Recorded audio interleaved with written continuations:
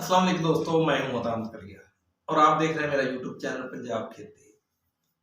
आज का जो हमारा मौजू है, हमारे गंदम को जब हम स्प्रे करते हैं तो उससे जड़ी बूटियां बहुत कम तलफ होती हैं। उसकी क्या वजह है? जिस वक्त हमारा किसान गंदम को स्प्रे करता है तो वो कौन सी गलती करता है, कौन सी वो नोजल इस्तेमाल करता है जिसकी वजह से जड़ी बूटियां कम तलफ होती हैं और काश्तकार का जो स्प्रे होता है वो ज़ाया हो जाता है। इस मौजू पर आज हम बात करने वाले हैं। अगर आप मेरे इस चैनल पर नए आए हैं तो आपसे गुजारिश है कि मेरे इस चैनल को सब्सक्राइब करें, वीडियो अच्छी लगे तो इसको लाइक करें, शेयर और कमेंट करें। दोस्तों, सबसे पहली बात तो ये होती है कि हमारे 70 से 80% किसान ऐसे हैं जिनको ये पता ही नहीं होता कि उन्होंने जब गंदम को स्प्रे करना है तो कौन सी नोजल का इस्तेमाल करना है। कभी वो जो स्प्रे कराते हैं मजदूर को उसको जिम्मेदार कहते हैं, कभी स्प्रे में वो फॉल्ट निकालते हैं कि स्प्रे अच्छा नहीं था। हालांकि स्प्रे ठीक भी हो तो स्प्रे करने वाले की ये गलती होती है कि वो नोजल सही तौर पर इस्तेमाल नहीं करते जिस नोजल से उसका स्प्रे करना चाहिए। जो स्प्रे करते हैं उस वक्त किसान को चाहिए कि खुद जाकर नोजल को चेक करे कि स्प्रे करने वाला मजदूर कौन सी नोजल से स्प्रे कर रहा है। हमेशा जब गंदम को स्प्रे किया जाता है जड़ी बूटियों की तलफी के लिए तो टी जेट नोजल से किया जाता है या आम तौर पर उसे फ्लैट फैन नोजल कहा जाता है। लेकिन हमारे किसान को ये इस बात का इल्म ही नहीं होता। जो स्प्रे करने वाले होते हैं उनको जल्दी होती है, उन्होंने जो स्प्रे के मशीन के साथ नोजल लगी हुई है उसने वही इस्तेमाल करनी है और भाग का स्प्रे किया और चलते बने, क्योंकि उन्होंने अपनी मजदूरी खड़ी करनी होती है। लेकिन किसान का नुकसान हो जाता है।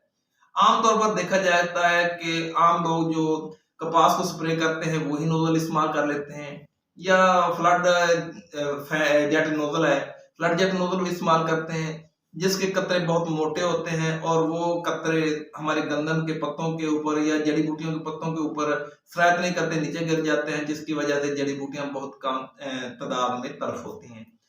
हमारे किसानों को चाहिए कि ये जो स्प्रे करते हैं उस वक्त अपनी निगरानी में स्प्रे कराएं और हमेशा टी जेट नोजल का इस्तेमाल कराएं, जिसका फायदा ये होता है कि उसकी फार बहुत ज्यादा ब्रीक होती है और जो ब्रीक फार होती है वो पत्तों के ऊपर जल्ब हो जाती है, नीचे नहीं गिरती। जब पत्तों के ऊपर जल्ब होती है तो जड़ी बूटियां वो तल्फ हो जाती हैं और यकीनी तौर पर तल्फ हो जाती हैं। दूसरी बात यह है कि हमारा किसान एक और बड़ी गलती करता है कि सुबह वक्त ही वो गंदम पर स्प्रे करा देता है या शाम को स्प्रे करा देता है, 3-4 बजे के बाद करा देता है, जिसका भी हमारे किसान को बहुत ज्यादा नुकसान होता है। अगर वो अर्ली मॉर्निंग स्प्रे कराता है, सुबह सवेरे स्प्रे कराता है तो उसका नुकसान ये होता है कि गंदम के पौधों पर औंस पड़ी होती है, शबनम होती है। पहले वो जो पत्ते होते हैं गंदम के उन पर पानी होता है और ऊपर से जो स्प्रे होता है वो दोनों मिक्स का हो जाते हैं और मिलकर पानी पत्तों के जो ऊपर होता है वो नीचे गिर जाता है, पत्तों के ऊपर पानी सरायत नहीं करता है। अगर वो 10 बजे के बाद जिस वक्त औंस जो है वो शबनम जो है वो खुश्क हो जाए तो वो अगर ब्रीक फार से स्प्रे करेगा तो पत्तों के ऊपर वो स्प्रे रुकेगा और पत्ते उसको जल्ब कर लेंगे। दूसरी बात यह है कि जब 4 बजे या 3 बजे के बाद हमारा किसान स्प्रे करता है उस वक्त तो दोबारा औंस पड़ना शुरू हो जाती है, तो जिसकी वजह से दोबारा जब औंस पड़ती है और उधर वो स्प्रे किया होता है वो भी पानी मिलता है और दोनों पानी जब इकट्ठे होते हैं तो वो भी पत्ते पर जज्ब नहीं होते बल्कि जज्ब होने की बजाय वो जमीन पर गिर जाते हैं। इस वजह से हमारे किसान का ये डबल नुकसान होता है, एक तो उसका पैसा जाया हो गया, दूसरा जड़ी बूटियों की तलफी नहीं होती। इसलिए हमारे किसान को चाहिए इन 2-3 बातों पर अमल करे।